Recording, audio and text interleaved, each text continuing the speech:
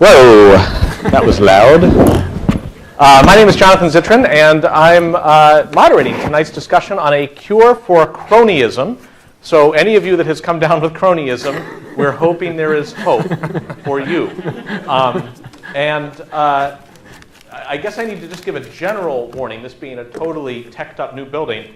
We might be under surveillance at any moment. So anything you say might well be recorded forever and used in an unexpected way for you or against you.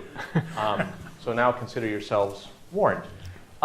So I want to welcome our three guests tonight and start with kind of nicely interactive, textured introductions rather than the usual yada yada. And with that, Eric, why don't we start with you. Tell us a little bit about how you got into this business, because the best I can tell, you've been at it for quite a while, correct? Yeah, what is the business? The business of improving our nation in more than just a casual way. In my research, it looks like you were a founding board member, for example, of U.S. term limits in 1992. Right, yes. I actually got involved in politics first with the Libertarian Party in 1979, so I'm guilty as charged. I've been engaged in a lot of different ways. The biggest ones were Libertarian Party for a few years, and then term limits in the 90s. We took initiatives around the country, including to Massachusetts, where the voters were denied a choice based on the legislative misbehavior, a shocking thing. Lately, the last few years, I've been involved through the Alliance for Self-Governance with Mark and some others in trying to shift from policy fights to governance, citizen engagement, and to move from policy fights to actually discussions with the system and citizen engagement. So would it be fair then to call that more of like a process orientation, yes. Right. For which maybe you are looking for if they're, regardless of people's policy views, maybe we could come together on process. Is that the basic thought? And note deficiencies in process and fix them? Right. And in particular, centralization cuts against any of us having a really effective voice. So if everything is decided in D.C., few people will have an effective say. And you have been involved with a super PAC, correct? Yes. Tell us about that. Well, it was an unusual super PAC. I think it's the only bipartisan super PAC, the Campaign for Primary Accountability. And our view was that 85% of congressional districts are one-party districts, so that, voters are denied an effective choice in November. The only way they can be held accountable is in a primary, and in recent decades, only 1% of House incumbents have lost primaries. So we saw the fundamental problem as insufficient engagement in primaries. We actually engaged heavily in 10. How did you pick those 10? Well, a combination of things, but what we looked for was a disconnect with voters in the district. So we actually tried to keep our own policy views out of the criteria, and I think we did pretty well on that. Did that mean you were primarying both Republicans and Democrats? Right. We primaried both Republicans and Democrats. And we participated in 10 races. 4 incumbents were defeated, which is a good ratio. It's not a good number. I would rather it be 390. And 2 were Democrats, 2 were Republicans. It was very confusing to the establishment. They couldn't figure it out. I can see that. And did you give a shot across the bow to the people that were about to get primaried that this was happening, or just suddenly they found themselves confronting the super PAC spending and such? We tried to make it a surprise. Is that right? Yes, we wanted no favor. We weren't. So this is kind of like the movie Independence Day, where if they came to you and said, "What do you want? Is there anything we can do to stop this onslaught?" You would say, "Die," politically. Yeah, resign. We were not quite that eloquent, but yeah. Resign and we'll pull the ads. Right. And it was fun. The New York Times attacked us in an editorial, which is the favorite attack I've ever had in the press. They largely said, yeah, we have a problem with incumbents and the government's not doing too well, but if it's coming from these people, it really can't be good. And then they named us. Badge of honor, plaque on the wall kind of thing. That's right. How much money did you raise, and from roughly how many people? Well, I'm going to have to give you guesstimates. They'll be pretty good on the total dollars. We were not nearly as big as we wanted to be. Or maybe $3.5 million for maybe 150 people. Wow. Yeah. that's a lot of money from a fairly small number of people. Right. We just started in December, so it was one of the things that was a problem is the slate was set. That is to say, it was too late for us to cause more people to want to run in primaries. And one of the things that we wanted to do is send out a message that, hey, should you be considering running in some future year in a primary, maybe something good will happen that you weren't counting on in your primary. But there were not enough serious challengers teed up, so that's why there weren't more contests. And what does this mean for a round 2? Well, I don't yet know, but we tried to do a healthier system than what even we tried to do, I think, is for people in states to be active and engaged and to encourage people to run. And Mark's actually working on a project that will help with this, but I don't think that one super PAC going around doing primaries is ideal. I actually think 50 working their states would be a lot better. So I hope we illustrated a problem and highlighted a problem, and that people will pick up and do it in this dispersed way.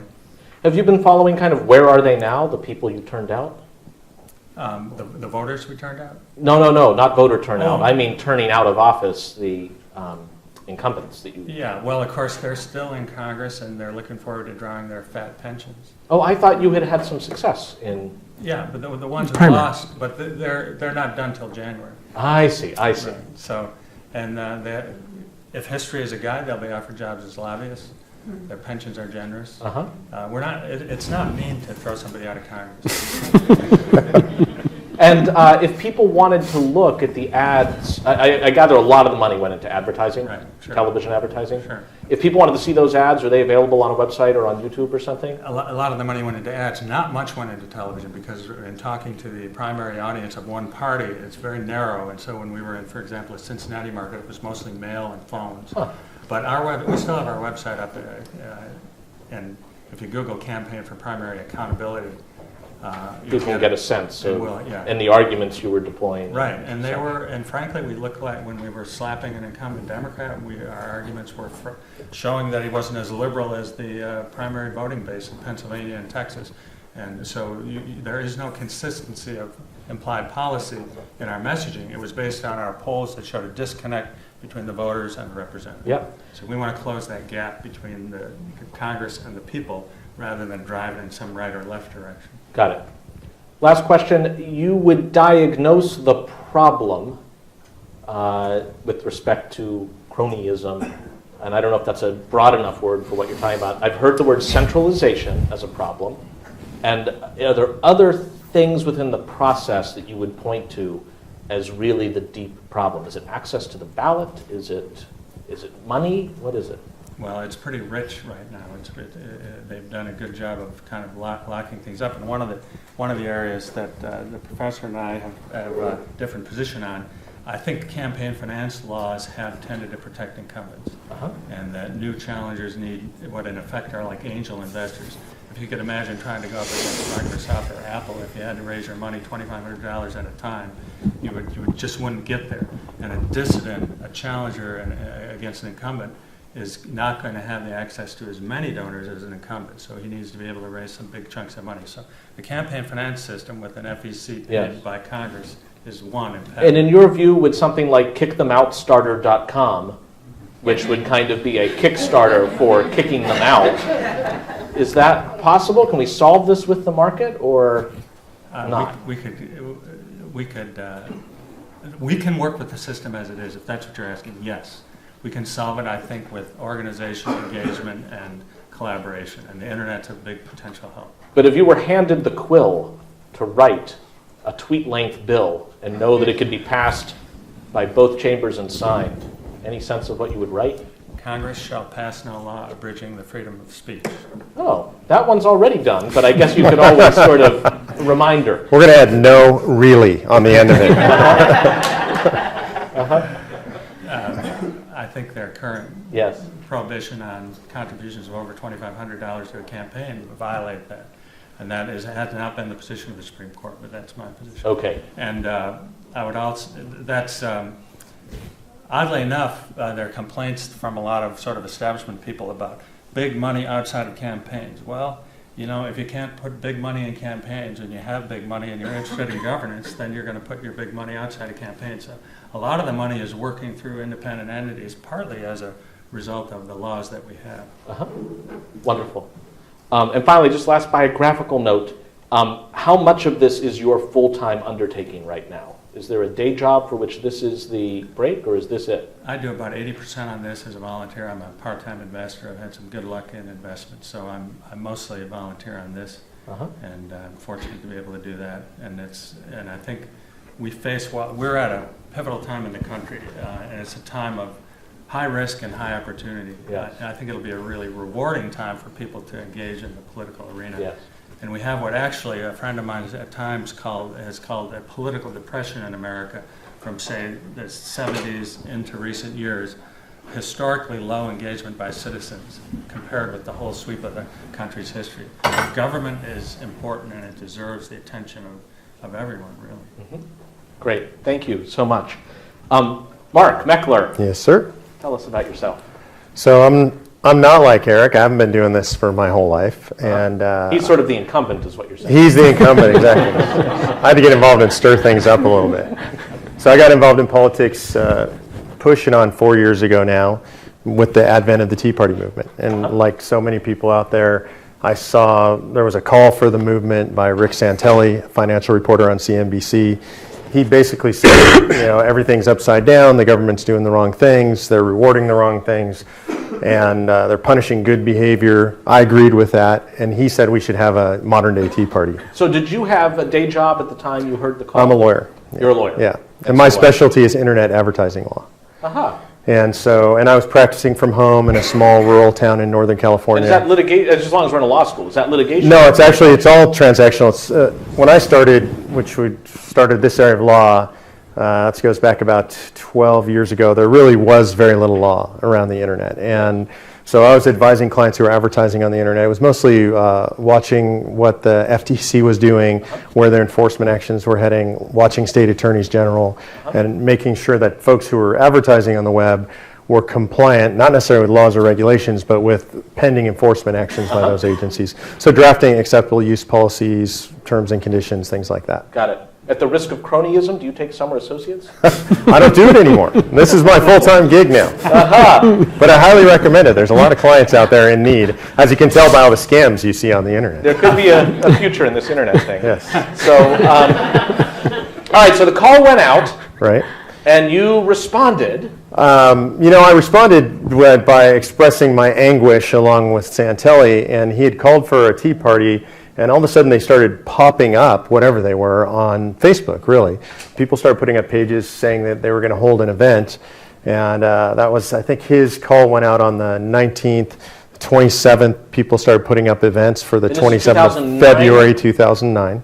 Which is amazing, because that means it's after the last presidential election. After the last presidential election. It feels like the Tea Party's been around for a while. No, because of the lineage. Pretty recent. And what happened was, I was already really frustrated with politics. I've never been involved.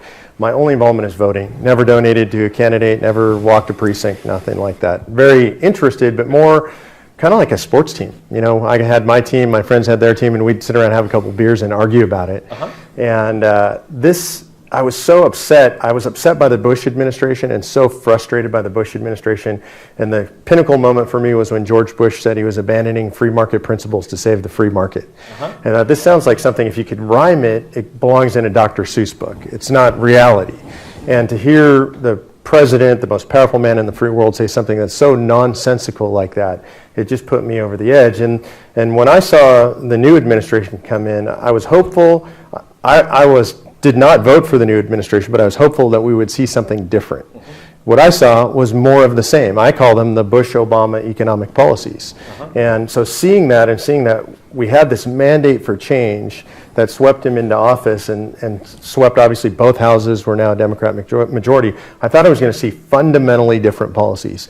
And again, not necessarily that I would agree with those policies, but I had hoped that we would see something different. And when I saw more of the same, that's why the Tea Party call inspired me, because I thought, it's not working. I mean, we could have the Republicans controlling everything, we could have the Democrats controlling everything, and we're all getting a similar shade of the same thing, regardless of who's in charge. Now, there may be, this is reminiscent of your practice, your law practice, there may be some branding issues or confusion, trademark-wise. There are various flavors of Tea Party, correct? It depends on what you mean by that. I dispense with the Earl Grey joke immediately, but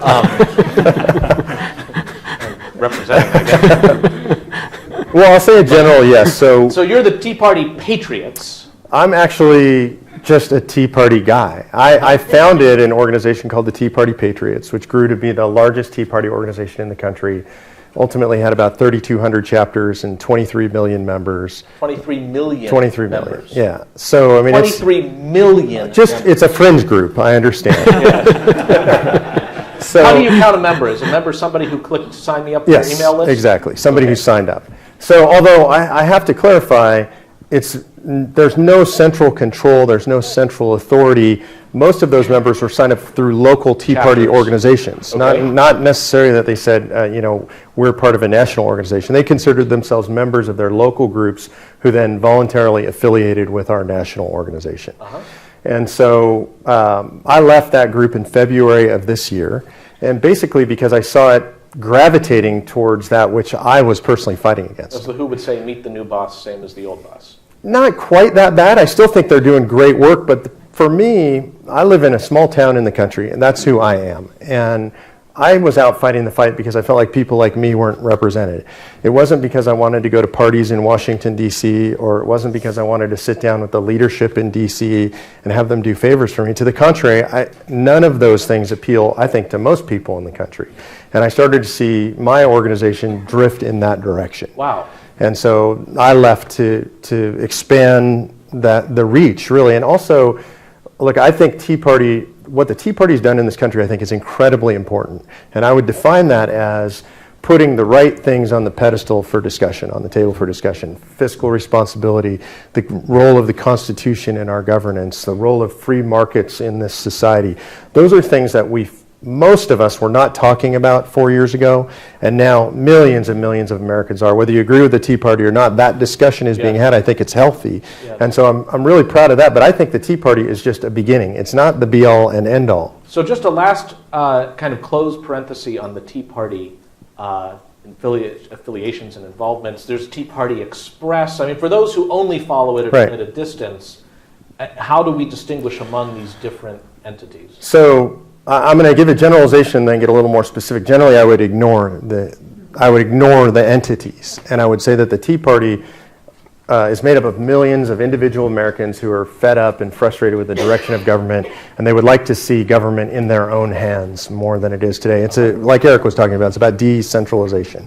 And so in general, when you think about the Tea Party, you should think about you and your neighbors, whether you consider yourself a Tea Party or not. If you think that your community should be in more control than it is, or your state should be in more control than it is, or your local school board should be more in control than it is, that's fundamentally what the Tea Party is about, regardless of policy or ideology.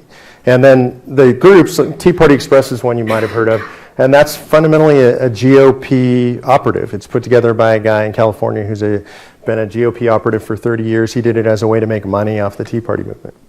Wow. That's the reality. Yeah, shocking, huh? Yeah. That's not the subtitle you see on the website. No. But if you research, like the guy's name is Sal Russo, if you take a quick look, you'll see Russo, Marsh & Associates, and they've been doing Republican politics for 30 years.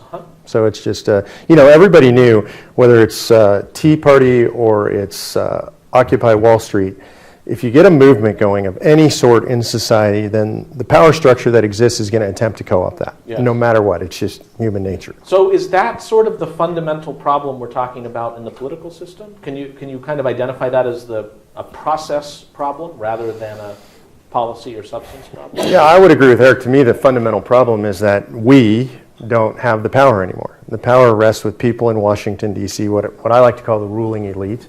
And sometimes those are people in academic institutions. Those ivory tower kind of present company accepted, of course. Yes. Coat and tie wearing. But sorry, Larry.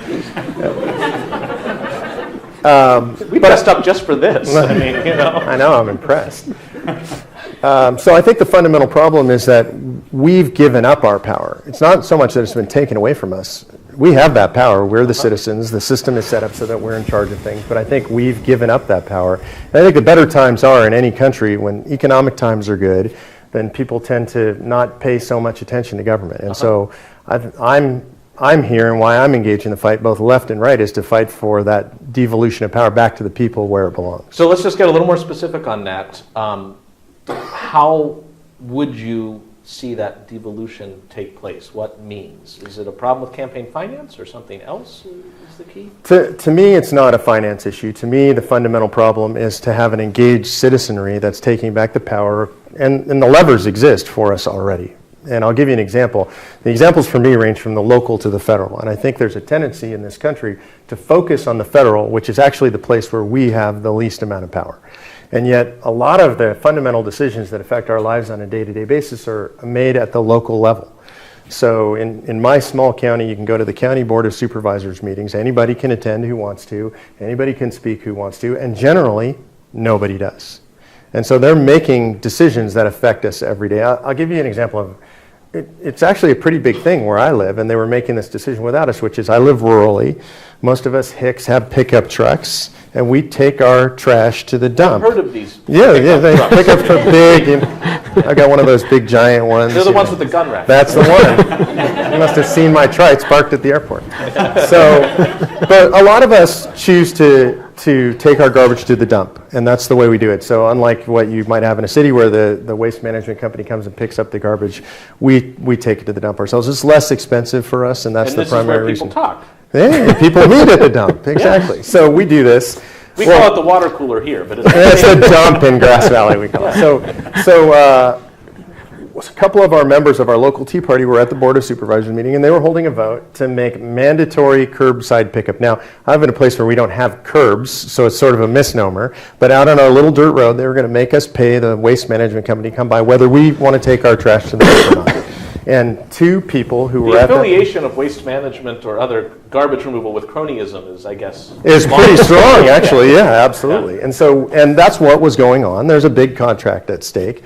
Two people who were at that meeting, two Tea Partiers, stood up and said, "Whoa, hold on a second. Nobody knows about this. Nobody in our community's heard about this. Hasn't been written about in the local newspaper. We're going to come out in force if you guys do this." And they actually backed down. And they never brought it up again. It's done. It went away because two people went to the Board of Supervisors meeting. And now, to me, what's important about that is people have choice. You can call the waste management company and get curbside pickup if you want, but they didn't enforce or force this huge contract on every local person in our county. So this sounds like a story about engagement. Absolutely. The sort Eric was talking about. Right. But is this just kind of, you just got to inspire people to be more engaged, slightly less Facebook and Minesweeper, slightly more time at the dump or at the supervisors meetings, and iterate that through at the state and federal level too? Is that kind of? I think that's a fundamental part of the process. I'm thinking of the book by Neil Postman, Amusing Ourselves to Death, which has a lot of these themes and that was even before the internet came around. He was just complaining about television. Great. So does that mean that if you were holding the quill, you would not have anything in particular to do with it? No, I'm not looking to create more legislation. I think I'm looking to engage people in taking back the process for themselves. Got it. Larry, I think this turns it towards you. And I guess was it in 2009 when you had your sort of Rick Santelli moment and you gave up a kind of country cyber law practice and decided that maybe you were going to get into a new line of work. Yeah, I think Mark made more money on that practice than I did. Yeah, I think it was a little before that, right? But in 2008, I think, I said that I thought academics should throw away all their intellectual capital every 10 years and start again. And the thing that I've become focused on is what I think of as term limits. That's right. Was a kind of the corruption of the political process, and trying to understand what the source of that corruption was and what was the way to remedy that corruption, which produced many of the things that I think Eric and Mark are complaining about, even though it also produces things that Eric and Mark might not complain about. So, it produces the inability of local governments to have a lot of effect because that's inconsistent with the cronies at the top having their rent-seeking game played.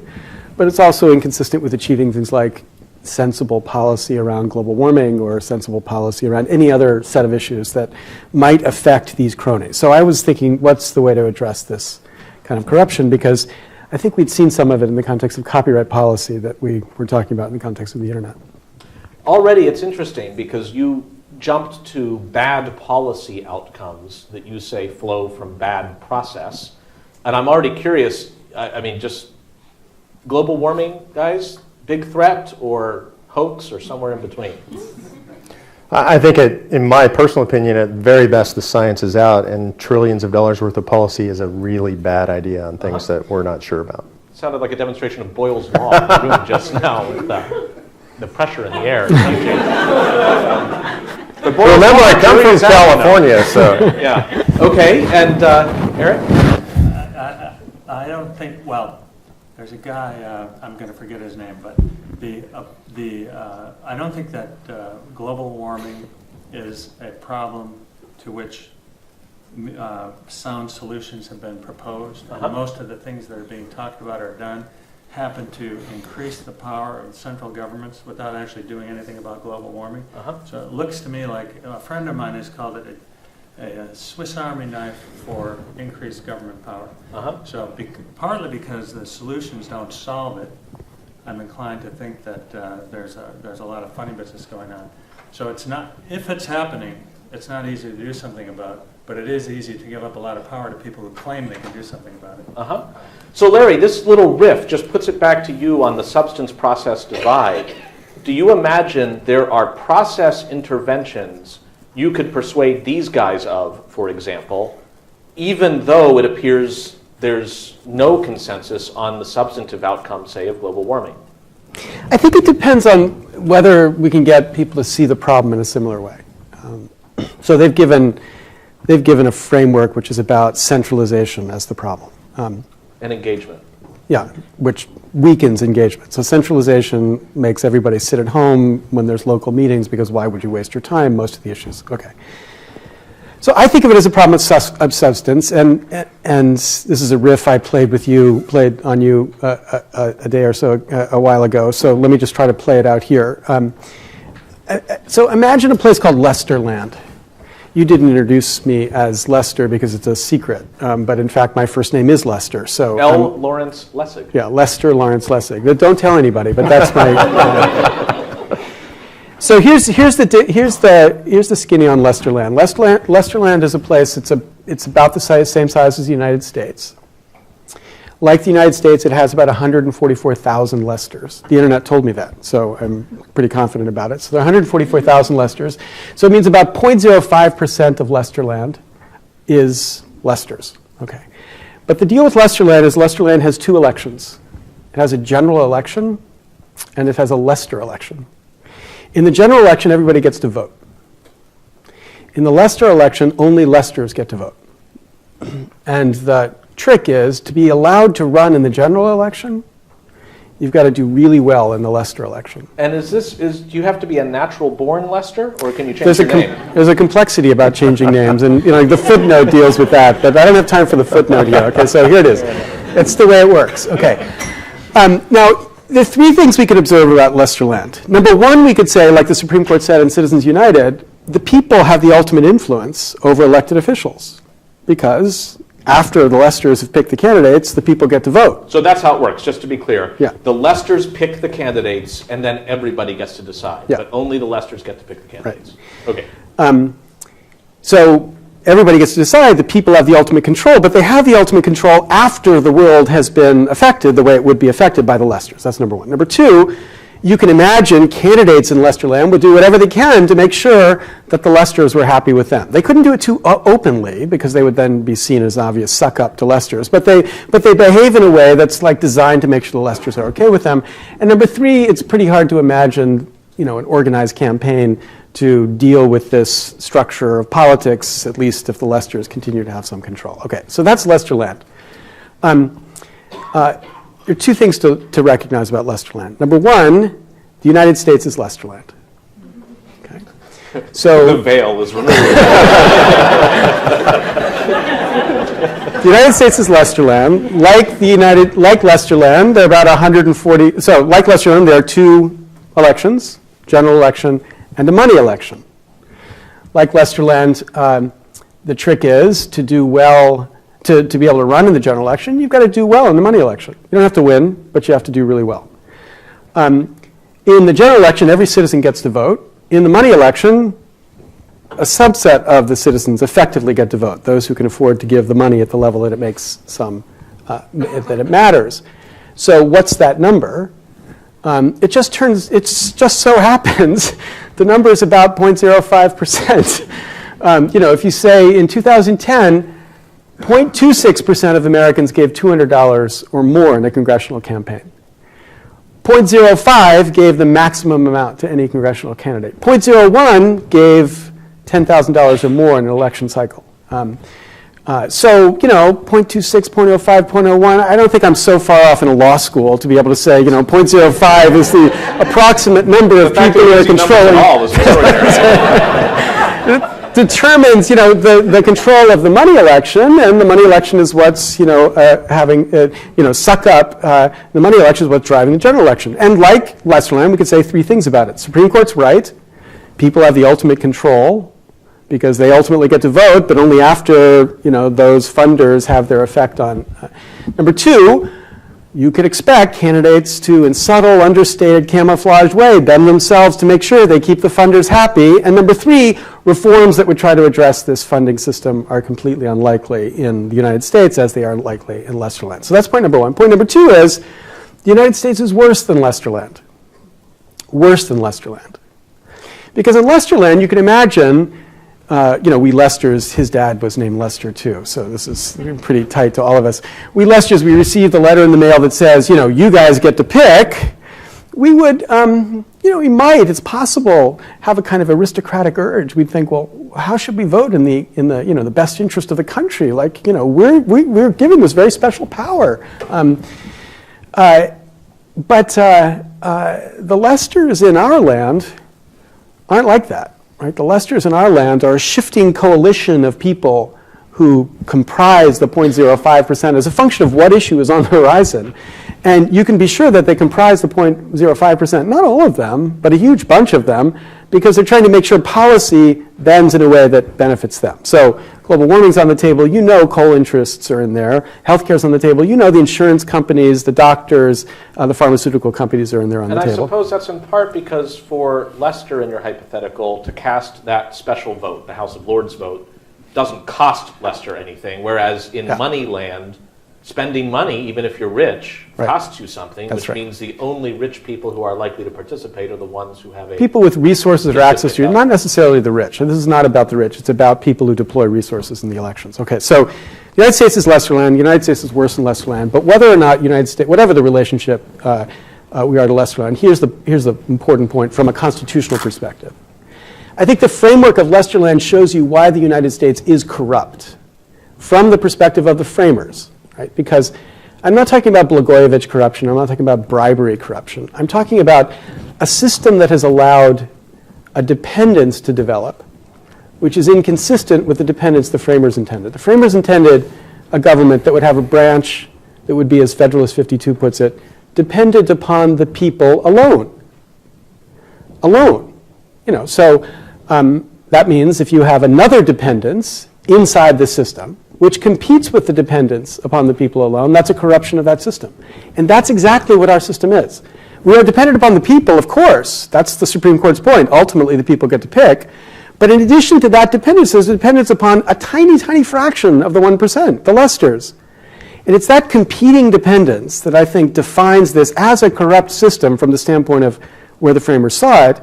And it shows why the solution to the system, which is to say, let's just eliminate all limitations on campaign contributions, given what we know about what that does to funding inside the system, is not going to solve that corruption. It's going to increase that corruption. What we've seen in contexts where limits have been removed is a smaller number of contributors with larger role in the contributions Well, than so- in the context where we have limits in people. So as we cant towards cures, do you have a potential remedy that addresses concerns about centralization that may arise from having the government administer through limits on what people can do, a system that's through those limits is supposed to make for a more... Yeah, absolutely, right. So I completely agree that the wrong solution is like the Federal Election Commission's public funding solution for elections, right?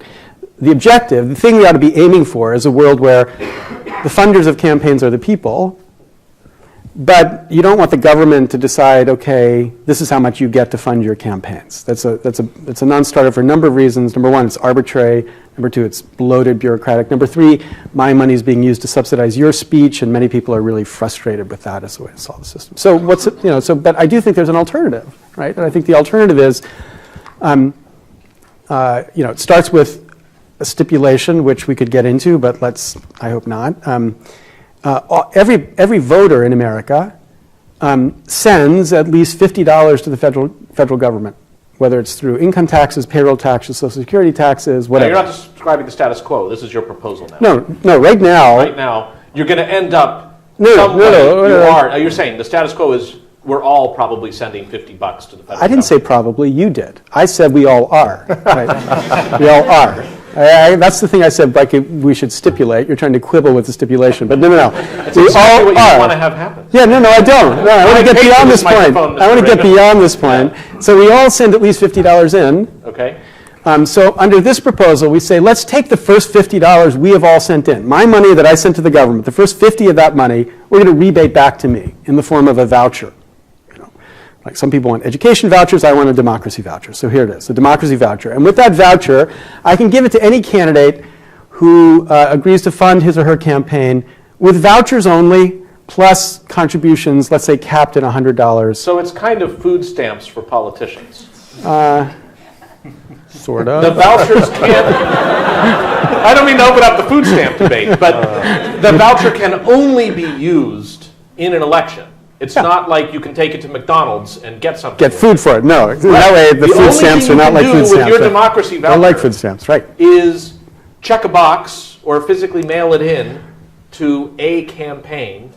Yeah, there's way right. Federal campaign. Exactly right. So then what that means is the funding for the campaigns is coming from the bottom up, and it's not my money being used to subsidize your speech, because if we're all sending $50 in, then I'm getting my $50 back, and I'm sending my $50 to my person. And for people who don't get around to sending their voucher in, what happens? Well, so then there's the question of what happens to the default. In the proposal, as I've written it, you would allocate it to parties that you affiliate with. So if you're registered to the Republicans, the Republican Party would get your voucher if you don't exercise it. If you're not registered, like in California, 40% of people don't register, then you have to think of an alternative for what happens to that money. I'm completely okay with any number of proposals. Free garbage collection. Free garbage collection. Free okay, pickups. but here's the thing to recognize, right? So $50 is a lot of money. That's $7 billion at the max. That's 3 times the total amount raised and spent in 2010. So without trying to reduce the speech of anybody, without coming in and saying you can't speak, this is flooding the system with a whole bunch of money that comes from a wider range of us than the tiniest fraction of the 1%.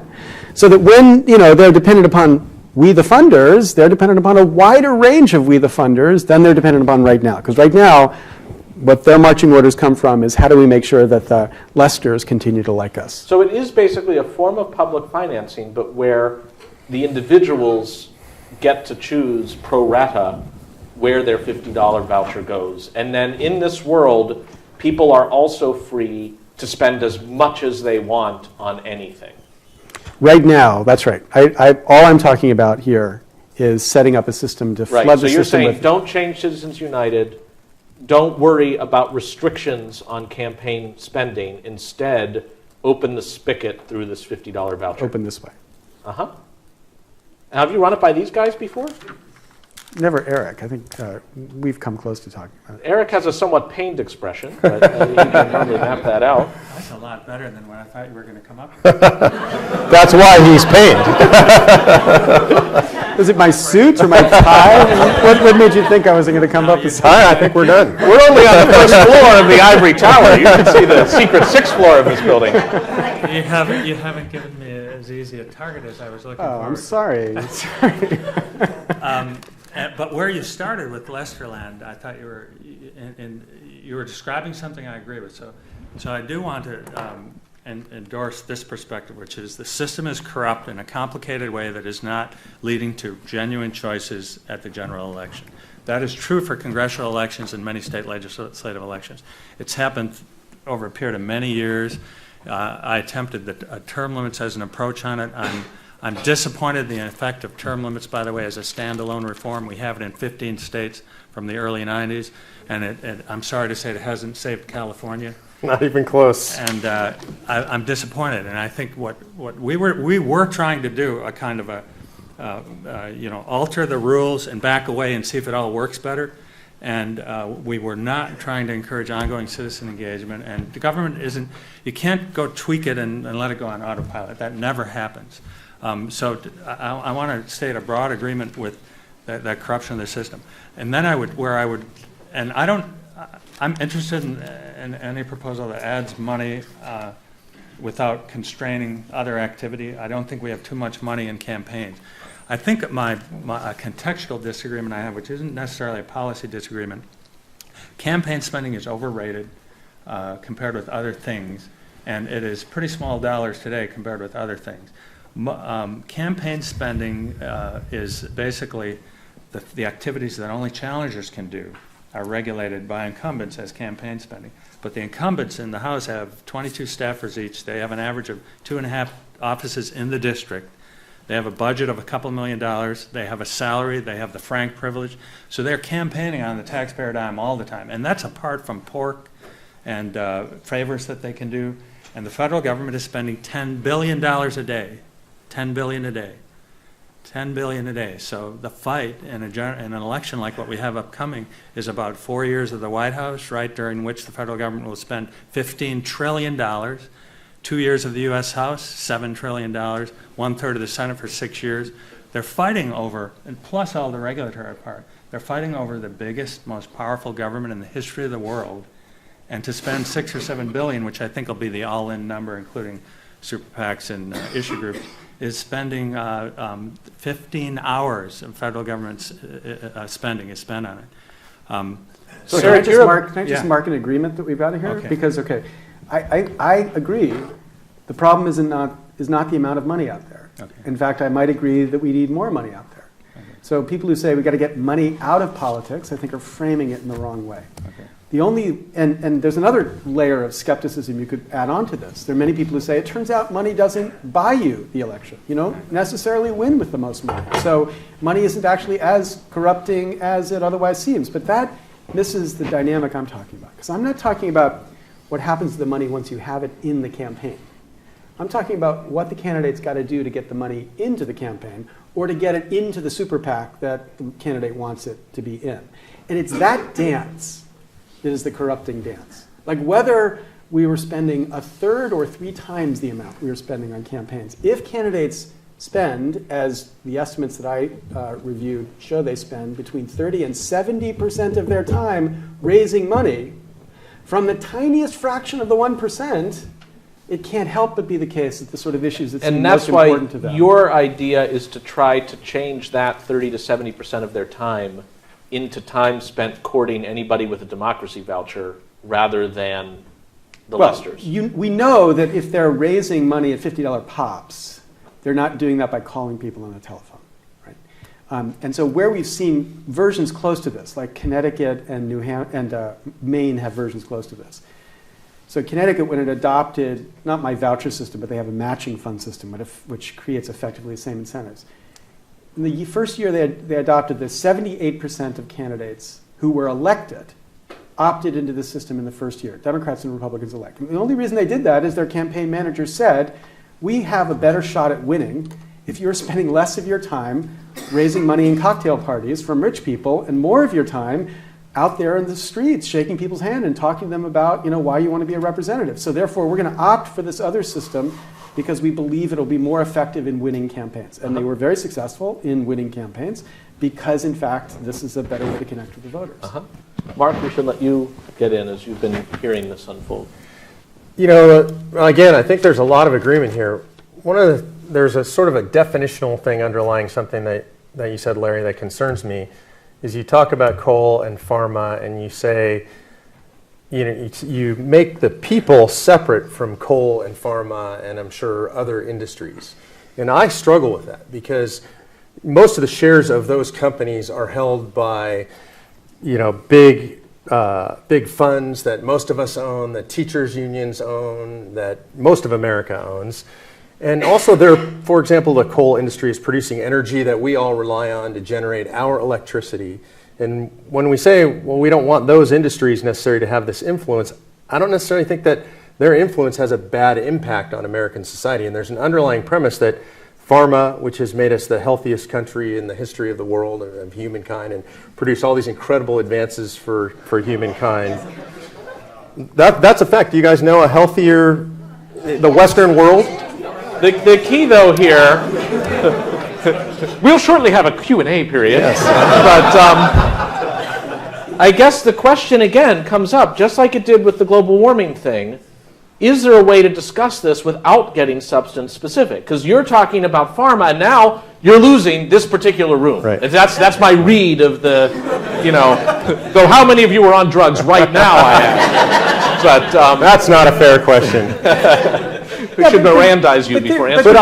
The reason we're losing it, I mean, there should be a reason we could agree on, right? So well, let's take pharma. You know, pharma makes its big chunk of its money because it's able to persuade the government to give it exclusive rights in the form of monopolies, right? And they give them exclusive rights in the form of monopolies. Even generic has special kind of new protection that gets in. They constantly lobby in favor of more government protection for their work. Now, how the hell could you be in favor of that? I'm not. I would rather see the FDA be much less involved. I would rather see much more freedom for pharma, much smaller agencies. I think drugs would be cheaper for everybody, and we would get rid of the crony capital. Okay, but my point is that But I think that's what, given the freedom, pharma would argue for that if they had the freedom for that. But the government is not interested in giving them freedom because that's not power to the government. Yeah, but the step that you were trying to make was that because we happen to have pension funds that might be invested in Pfizer, when Pfizer does something, they're doing something that we as citizens would want them to be doing. And there's a big step there. I'm not saying necessarily, but I felt like what you were saying is necessarily they're not. When they're lobbying that it's necessarily a bad thing for the citizens. Yeah, and I don't think that's necessarily true. Okay, now sometimes it'll be good, sometimes it will be bad. So now we've pushed necessity off the table, but now let's talk about probable. Okay, the one thing that we know about companies, you know, and God bless them for it, their objective is to try to maximize their own return. Right? That's what we have them for. Right. We want them to be effective competitors in the marketplace. Maximizing their own return is different from doing good for society. Right? Sometimes. Sometimes. See, again, I think those are blanket statements. No, I agree sometimes. I would disagree with. I mean, you know, right.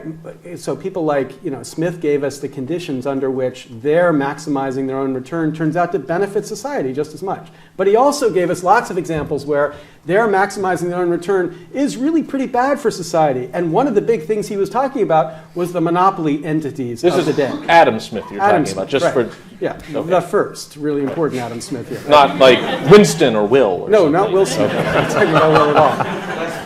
So when they maximize their own return by extending the term of patents or extending the term of copyright 20 times in the just to bring up an old saw, it's not actually in the interest of society, even though it's completely rational for them, right? So that's why we as citizens, you know, the reason why we had complete lost history, the reason why we had property requirements at the framing, you know, of course it was only white men who were allowed to vote. Okay, put that aside, but a subset of that, white men with property who had to vote. Why was that? Because they had this kind of quaint idea that people with property would not really need to be dependent upon the government. They could think about these issues in the name of the public good as opposed to their own private good. They were separate enough to not have to think about their own private good. We are capable of doing that. We are, by constitution of citizens, capable of thinking what's actually good for the nation.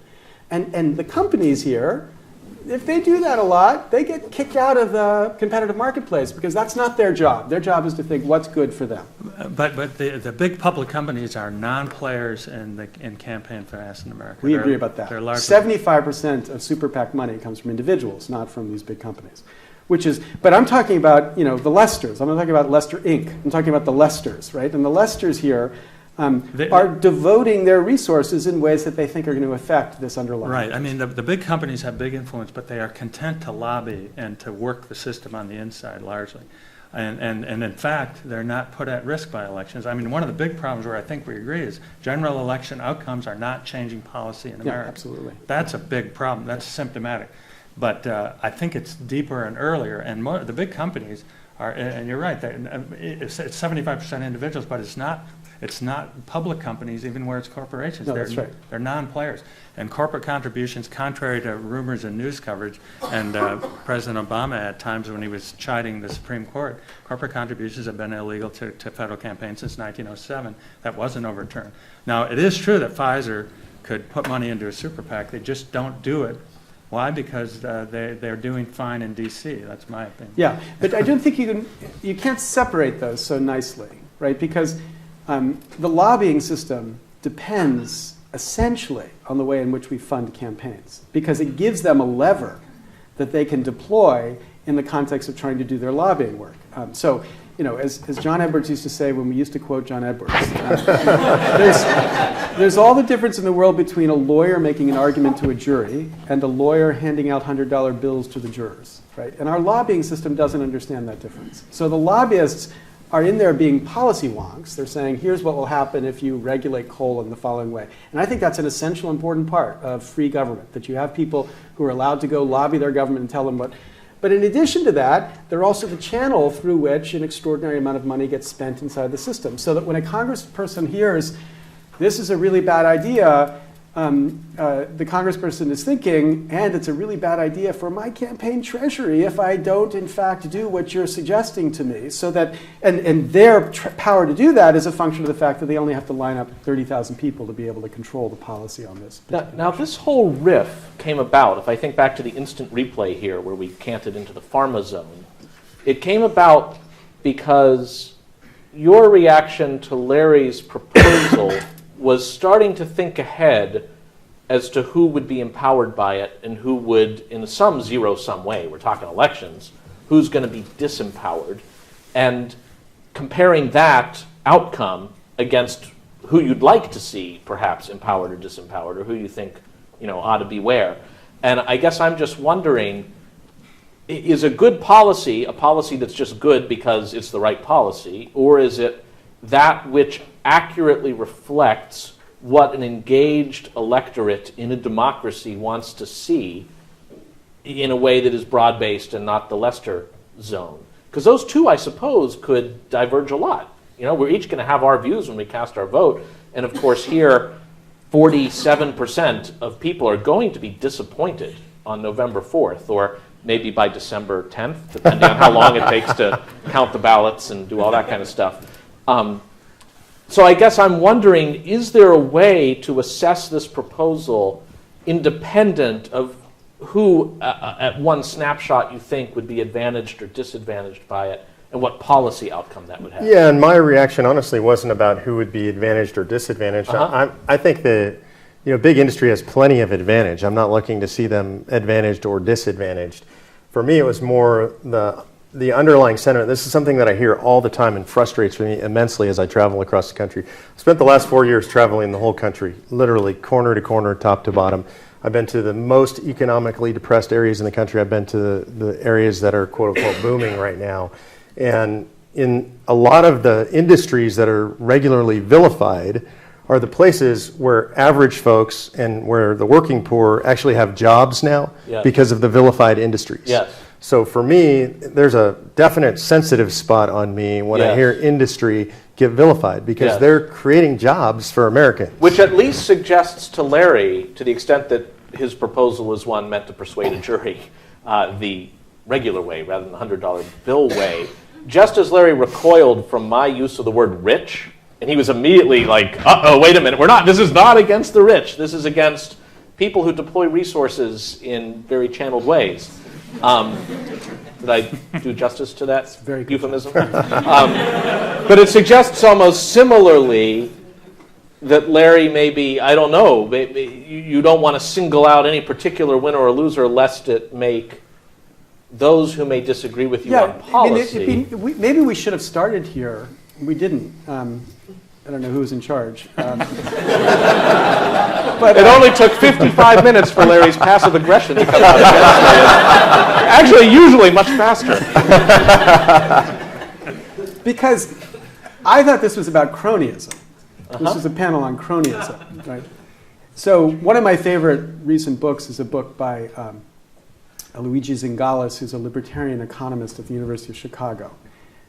He wrote an earlier book, co-authored a book called Saving Capitalism from the Capitalists. And the most recent book is a book called A Capitalism for the People. And his basic point is, we should love capitalism, we should love free markets.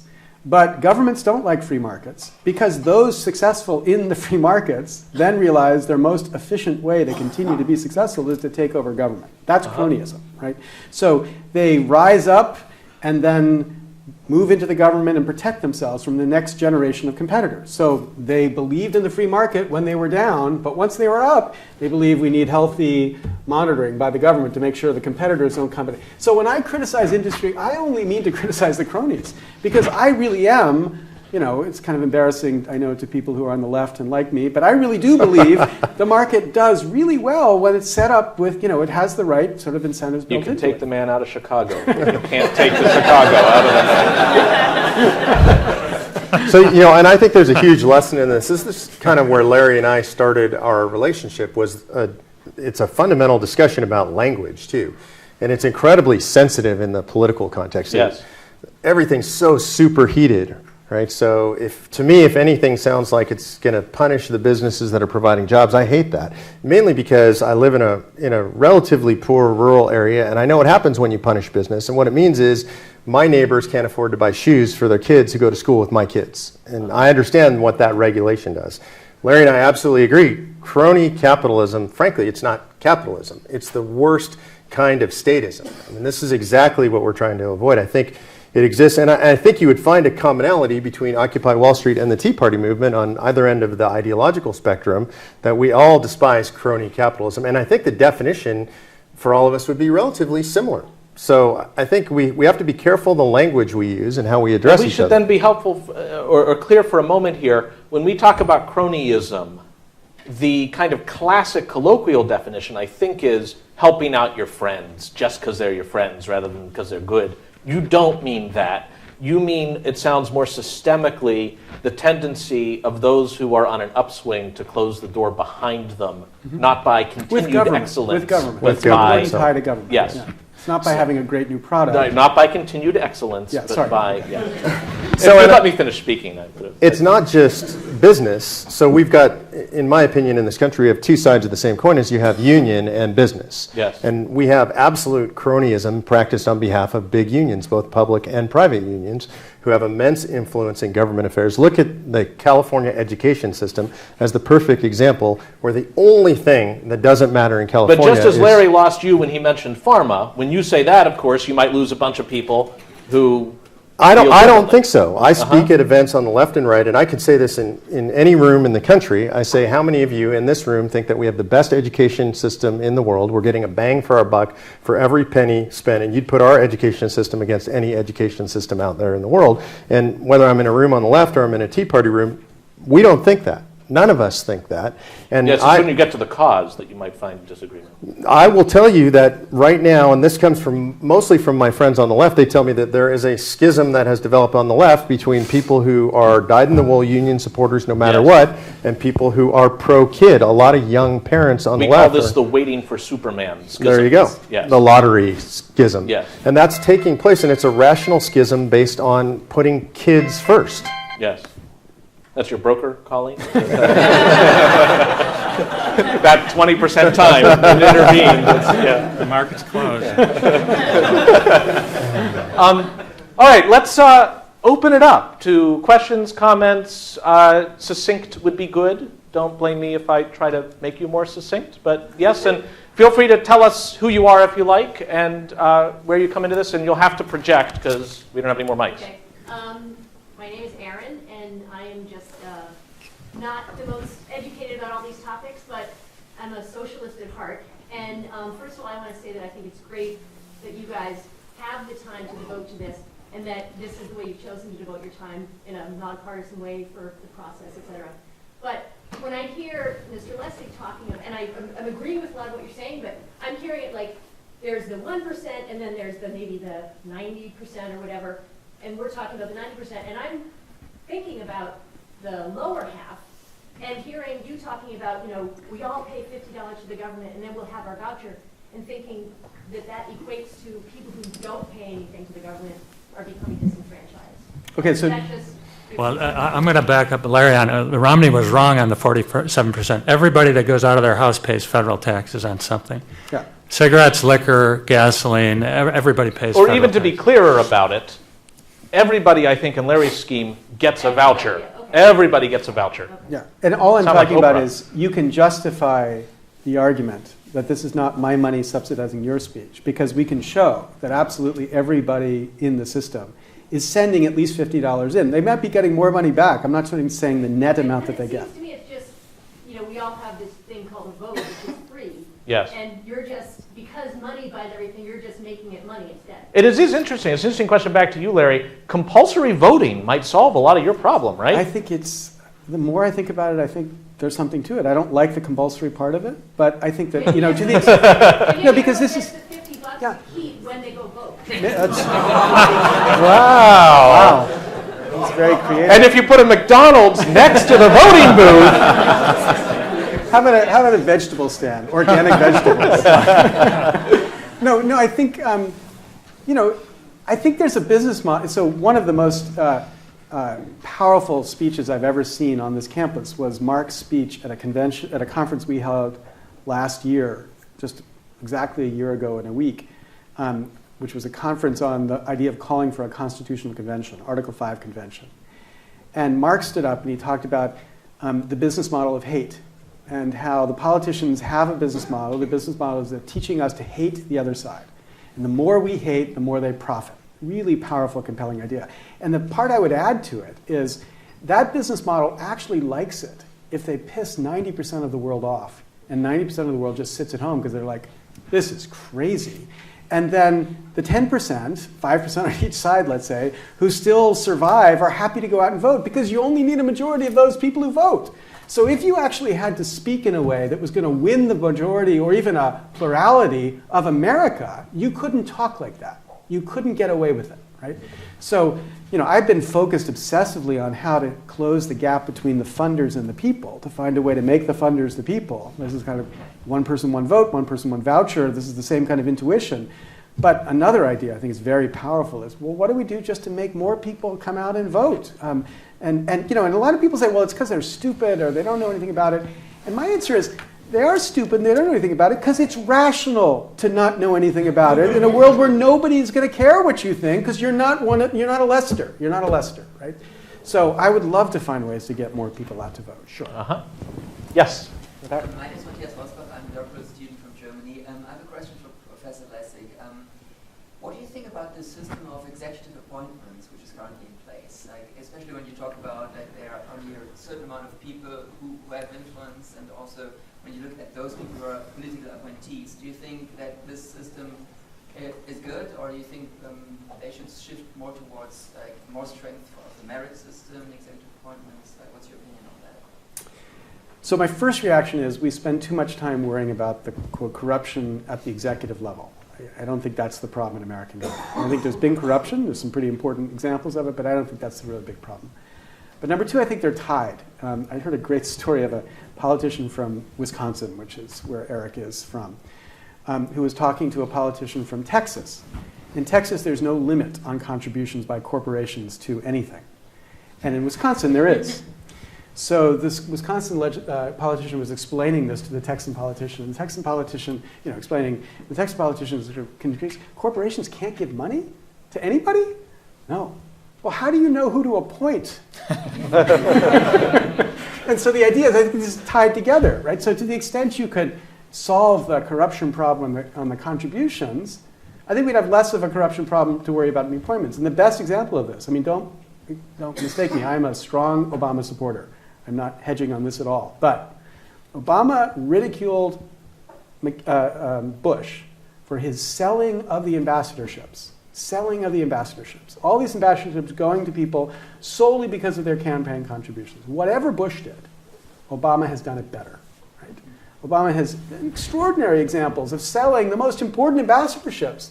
I mean, I think it's selling the most important ambassador to Japan, to France. These are cases where you look at it and you say, this is important to have a really high quality ambassador, and instead we have somebody who's really good at raising $500,000 for Obama. That's a mistake. So I think these things are deeply linked. Over here, yeah? I'm Tom Ryan, I'm a 1L here, and with the risk of cronyism, I'm actually Better be a very good question then. So my question is I'm from Colorado, which has initiative and referendums, and I was wondering how you would view that in both the engagement sense and in perhaps eliminating some sort of the cronyism that goes direct democracy and allowing the people to vote on issues.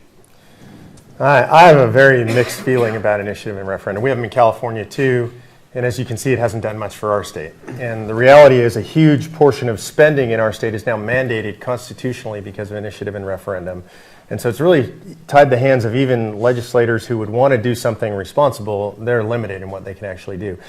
The flip side of that is a lot of them feel they don't have enough power and they'd like to do away with initiative and referendum so that they could do whatever they want to do. So I just have mixed feelings in it. In an ideal world, in a system such as ours, we wouldn't need it because they would actually be representing the people.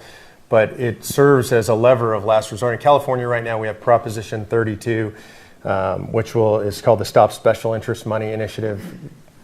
Amazingly, it actually removes corporate contributions directly to candidates and committees controlled by candidates, prevents unions from taking money out of paychecks and using them for political purposes in a non-voluntary way. So in that case, maybe it'll do some good, but I think it's been a real mixed bag. It's an interesting bookend to Matthias's question because in a sense it's, do you have most of government run by professional government runners that aren't having to worry about raising money for election, they're kind of Whitehall, to put it in British terms, or do you have government run by referendum, which is the ultimate just kind of let the people speak? And maybe it sounds like you're talking about something kind of in the middle where people are answerable to the people, but then once in office have some latitude to get on top of the issues and vote as legislators. I've been a frequent user of the initiative, and I think the scale matters. California is probably too big to have 15 million people voting on an amendment.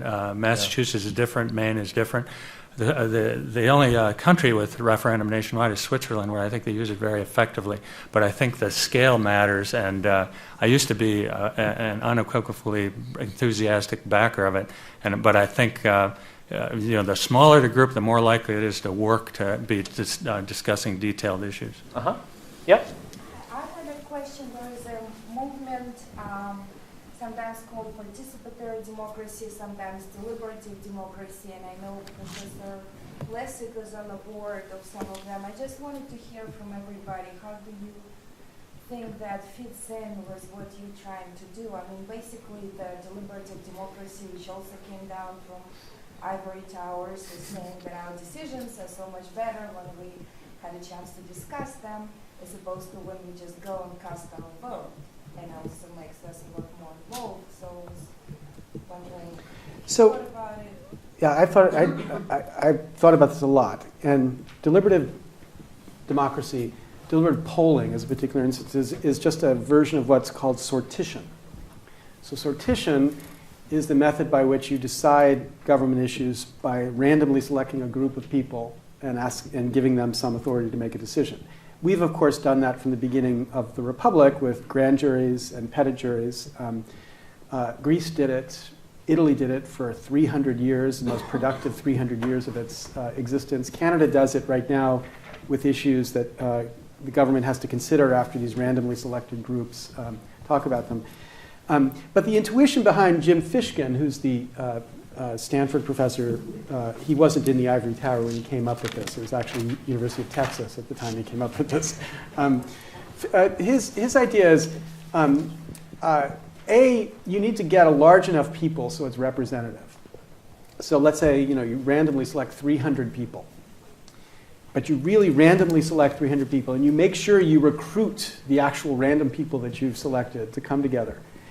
And then you, B, give them information they need to understand the issue well enough so that they can deliberate about it and come up with an informed view. Now, we should recognize government policy is already guided by too much sortition, in the sense that pollsters every day call 300 random people and ask them a question, and the answer to that guides government policy. Oh, geez, 4 points up on this issue and 4 points down on this issue. But the difference is the people they're calling don't know anything because they've got lives, they've got kids, they've got jobs. They're not sitting there thinking about the issues.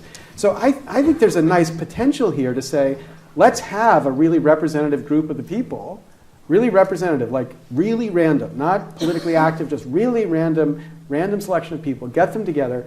You've got to make sure that the material that's presented is really balanced material. I mean, that's always a real challenge, but in the way Wikipedia comes up with its neutral point of view, you can imagine coming up with a neutral point of view on this issue, and then give them a chance to deliberate and talk about it. And what comes out of that, I would absolutely trust more than I trust what comes out of Congress or what comes out of a bunch of law professors sitting around talking about the same issue. So now, among the cures we're enumerating here, which include the greater engagement, which include an experiment with term limits with not great results, and it includes your democracy vouchers proposal.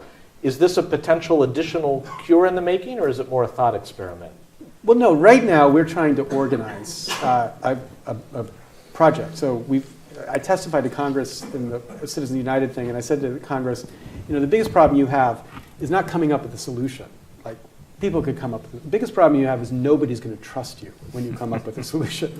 Like 80% of Americans believe every single reform proposal has been a proposal designed to increase the power of the incumbents. Because Charlie Brown has tried to seize the football too many times. Absolutely, we've seen it. Finally we've seen it. So I said, why don't you convene 4 of these citizen conventions?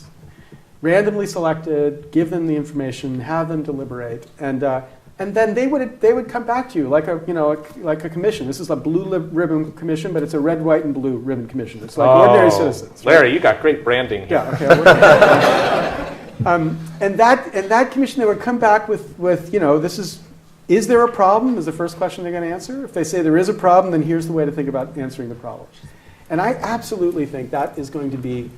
The result of that process would be 1,000 times better than what Congress would come up with, what we at the Harvard Law School would come up with. But more importantly, it's an answer which people could begin to have some respect for the more they understood how the process was. So if you just change it slightly, this sounds like a reality TV show.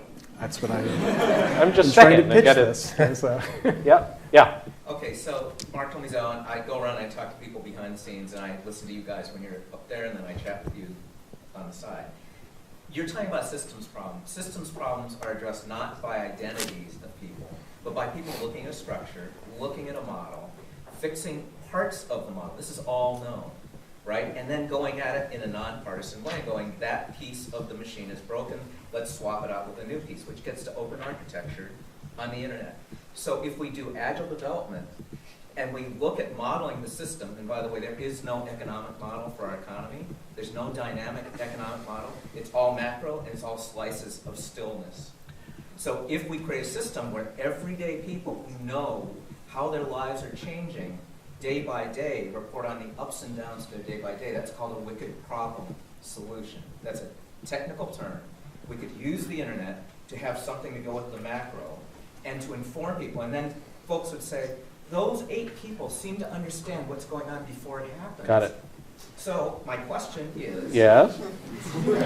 If you wanted to do this, what outcomes would you look for to know that the new wicked good system is actually starting to change the system and improve the system? Because in the end, I haven't heard us talk about the process for improving the system. I've talked about representatives, I've heard talk about process, but I haven't actually heard about the mechanics of making systems better and fairer and more efficient. So there's more profit, less drag. So thoughts on the systems view of things?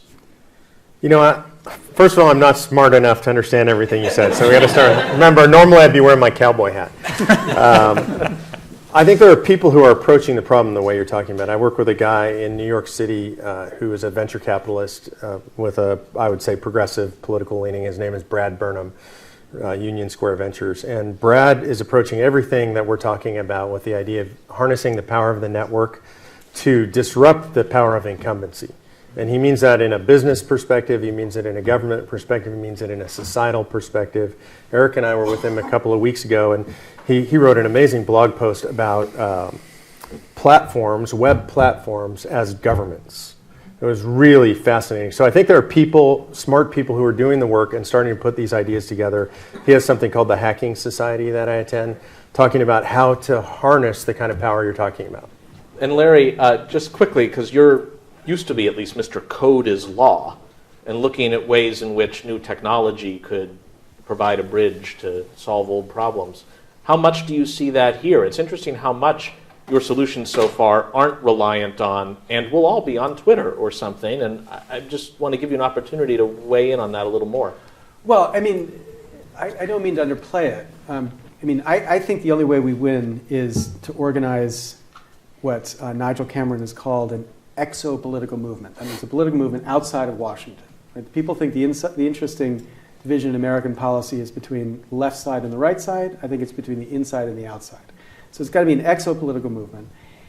And it's got to, take the insight that Mark was talking about of business model of hate and try to figure out how to get over it. Try to build it as a cross-partisan movement. So we can have people who have fundamentally different views that are thinking about a common movement to fixing the system. Now, the only way that's possible is using the infrastructure of technology. I mean, that's the only thing we've got, right? It's the free resource we've got to deploy. It's not free, but it's effectively free as in free speech. You've heard that slogan before, right? And so we absolutely have to figure out a way to deploy that. I'm just not sure that we've seen it yet. Uh-huh. Yep. Steve Helfer, law school library, retired. I think de Tocqueville warned that one problem with democracy is that eventually the electorate figures we can just vote ourselves anything that pleases us. And when I look at the 99%, it seems that a great number of them are almost drowning in electronic luxuries, and tourism, credit card debt, big houses, expensive educations, etc. My question is, everyone keeps complaining how corrupt the government is.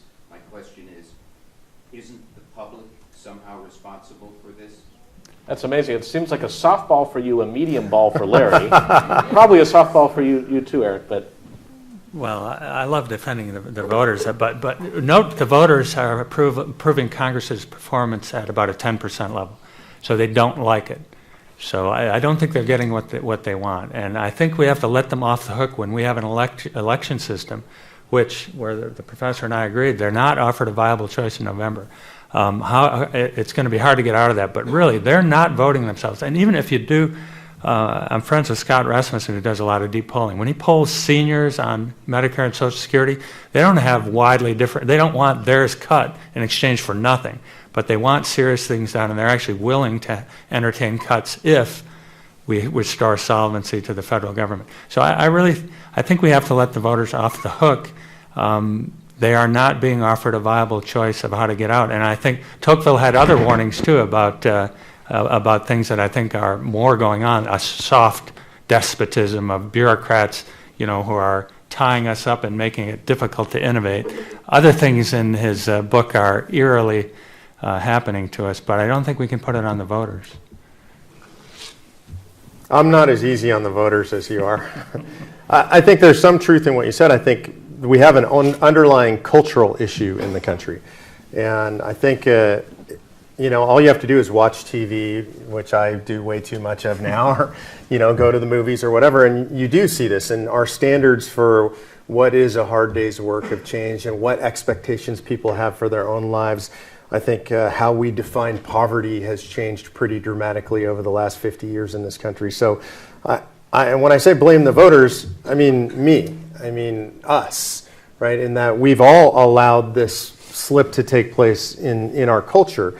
And I hang out with my son who's 17 and his friends, and I look at the work ethic among his friends. And I hate to sound like an old guy, but it's different than when I was a kid, which isn't all that long ago.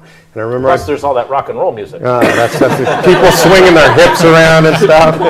And today we're going to complain about the rap music, right? But I do You're think, still about 30 years too late. Oh, sorry. I do think we have seen a decline in the culture as it relates to personal responsibility. And to me, those are the key words for me, the key: personal responsibility. We each have to take responsibility for our own lives, for our own families, for our own communities. We now have a government that encourages us to let them take responsibility for those things. Mark, I just have to tell people here that you went to law school with a blue mohawk. That is true. But And all is not as it appears. I just want to add, the difference is that individuals, when they, aren't personally responsible, eventually hit the wall and something happens. And governments don't necessarily do that for a long time. Right? And so Well, but unless government bails them out. Well, but this is the second point I was going to make. If you look at the bailouts that happened post-2009, it's not the kinds that de Tocqueville was talking about, or Reagan used to quote somebody called Alexander Tytler, who turns out maybe didn't exist, but anyway, it's the same point. It's not the bailouts of, the great How do you unwashed. know de Tocqueville existed? That's right. It's not the bailouts of the great unwashed, right? I mean, the huge bailouts, trillions of dollars of bailouts, happen to be the bailouts of the Lesters, right? So On the backs of the great unwashed. that's right. We paid for it, absolutely. We had a financial system, which is the dumbest form of socialism ever invented by man, where we socialized the risk, but privatized the benefit. When things were going great, they got $1 bajillion. When things went bad, we paid $1 bajillion, right? I mean, and that's not a product of, like, as Tocqueville was talking about, all of a sudden we the people recognize, geez, we can vote ourselves largesse out of the treasury. No, tiny group of us realize we can just take over the treasury and then get them to pay us as much as they And most voters hate that, and Absolutely. both parties signed off on it. Absolutely. And just to draw a little distinction, Mark was criticizing people's behavior, I think, as citizens, and so forth, not necessarily in their act of voting. And so I would just say we may have some cultural problems, but those of us who step into the political arena and try to do something have to create a system that offers viable choices before we can criticize people in their performance as voters.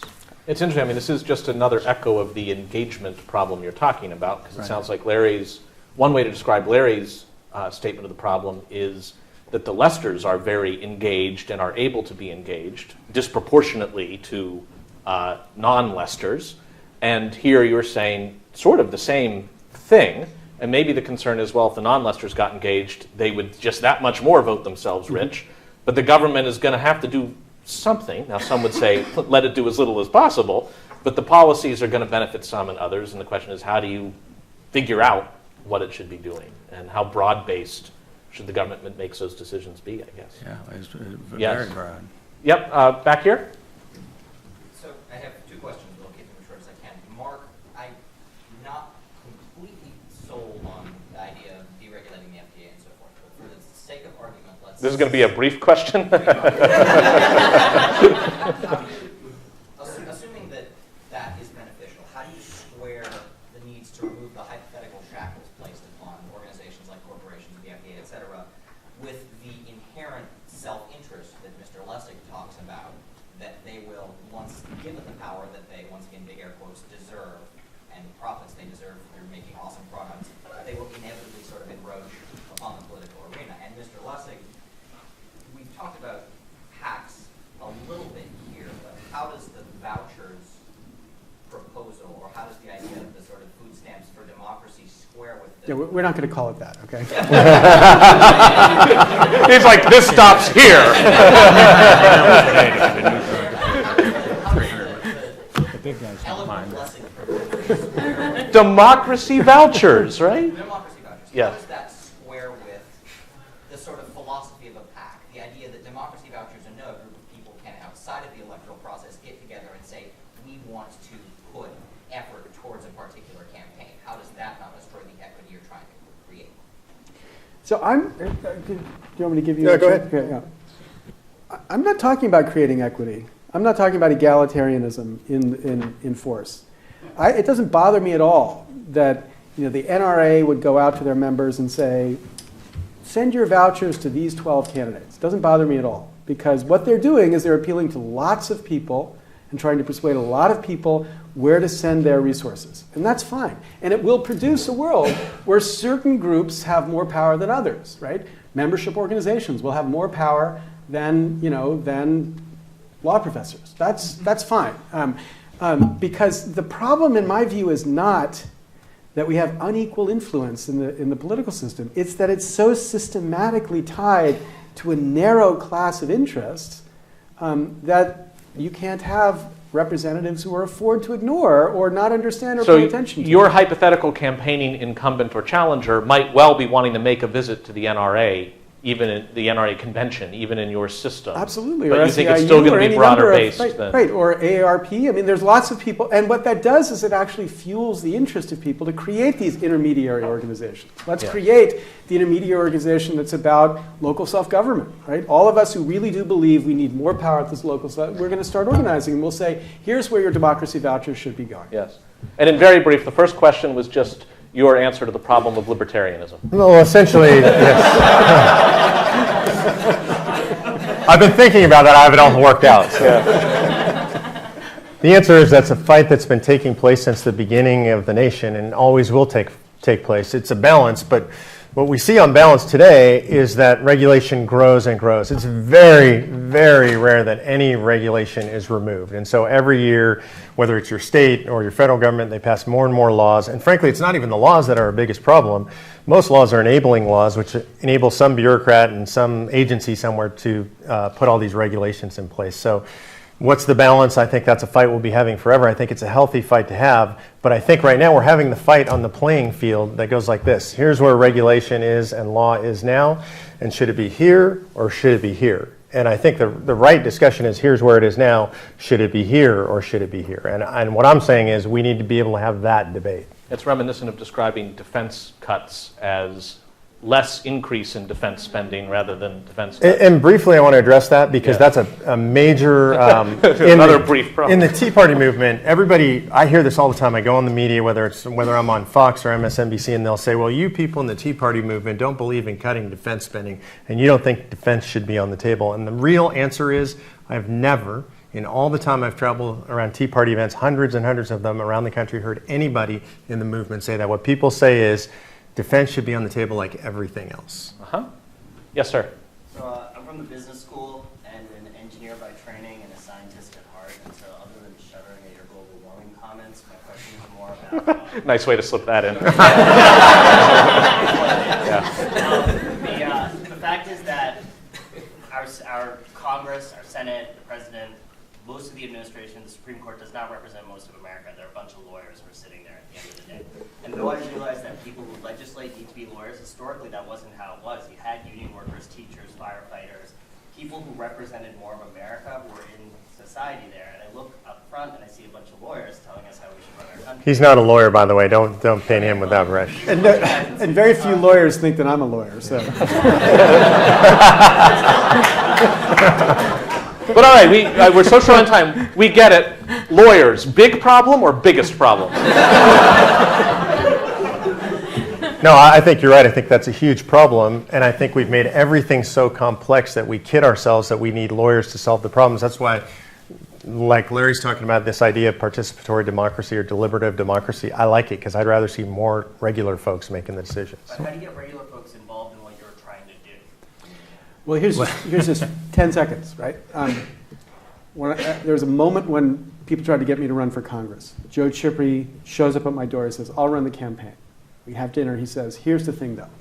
You've got to be willing to sit on the telephone from 2 to 4 hours every single day between now and the day you announce your retirement raising money.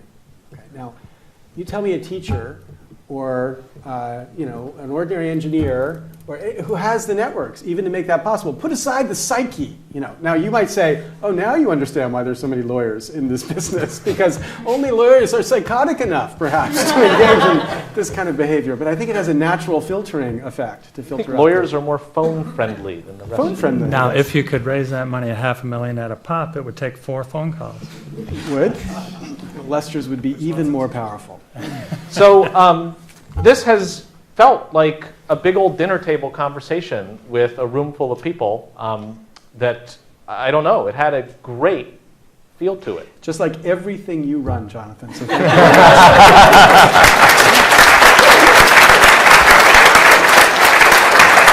You guys rehearsed that, right? No, because you could tell it was sort of sarcastic. It was at least ambiguous as to whether it was sarcastic or heartfelt. But you all, I think, were, well, anyway. But I think we do owe ourselves a round of applause. This is a great conversation, and what jumped out to me was, first, the idea that we could easily, casually disagree and not have that be an awkward moment. It's funny to me how often we advertise our sports team affiliations, but it's a little less so about whom you're planning to vote for or something, as if there's something kind of unseemly about that. And it's great to be able to bring that out, and also to hear, both from the comments and from the front of the room, views that have changed over time. I used to believe X, but then I came to see that didn't work so well or something, which you see so little of, to me, when we turn on our television and look at anything vaguely political. So with the thought that if the present can be different for us than the past, perhaps the future can be different from the present. Thank you all for participating in this tonight, and I hope the conversations will continue. Thanks.